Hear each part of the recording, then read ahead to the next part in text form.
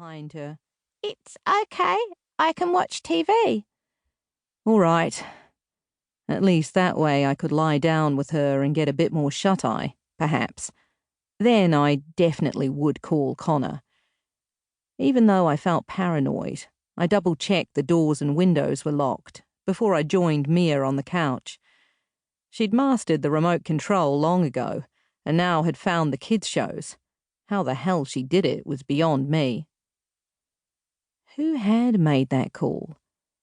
The voice sounded vaguely familiar, but only vaguely.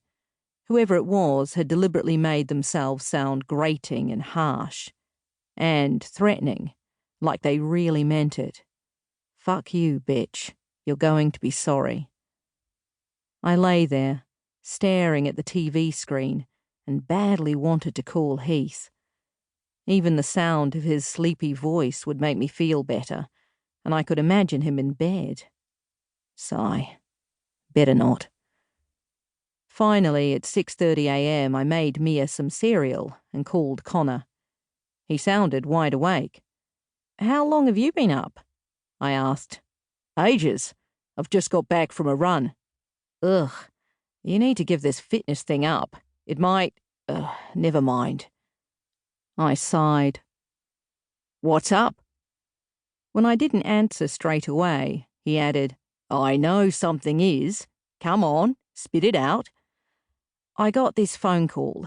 It was a voice. It said..." I couldn't get the words out. Mia sensed something was wrong and blinked up at me, so I turned away.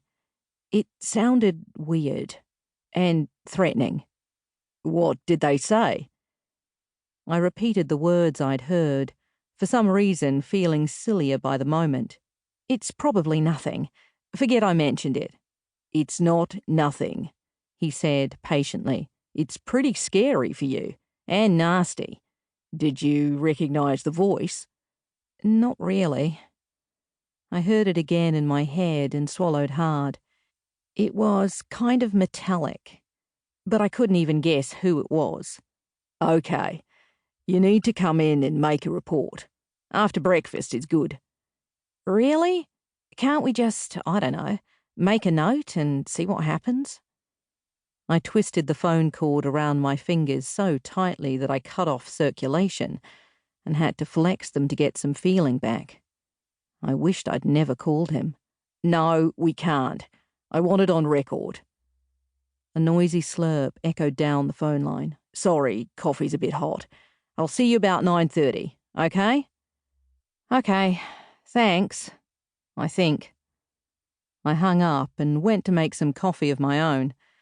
I was due at the pub at 10 a.m. for a meeting with Andre, and I had to get Mia ready for childcare. We were in a routine now, which made it all a bit easier. By the time I'd dropped her off at the centre and driven back to Candlebark, it was just after 9:30, and I met Connor coming out of his little police station, four-wheel drive keys in his hand. "Sorry, Judi," he said. "There's been a farm accident. I'll catch up with you later. I won't forget." He jumped into his police vehicle and roared off down the street, leaving me standing next to my old blue Mercedes, feeling a bit deflated.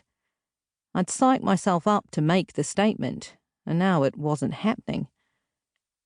As I drove to the pub, I thought about the call again. Was it someone I knew? Clearly, yes. Why would a complete stranger threaten me? I pictured all the regulars in the public bar, their cheery beer-flushed faces and chuckling banter. None of them, surely. Then I thought back to the events of a few months ago, when Macca, the pub owner, had been murdered. I'd got up a few people's noses then, but none of the key players were around much anymore. The ones who were had escaped prosecution, so they had no real beef with me. The bikies did, though. The police had descended on our little town of Candlebark and eventually rounded up half a dozen of them and charged them with dealing chop-chop and illegal tobacco. A couple of them had threatened Andre and me and caused a lot of trouble for us. I'd been so glad to see them hauled away, but those guys were like fungi.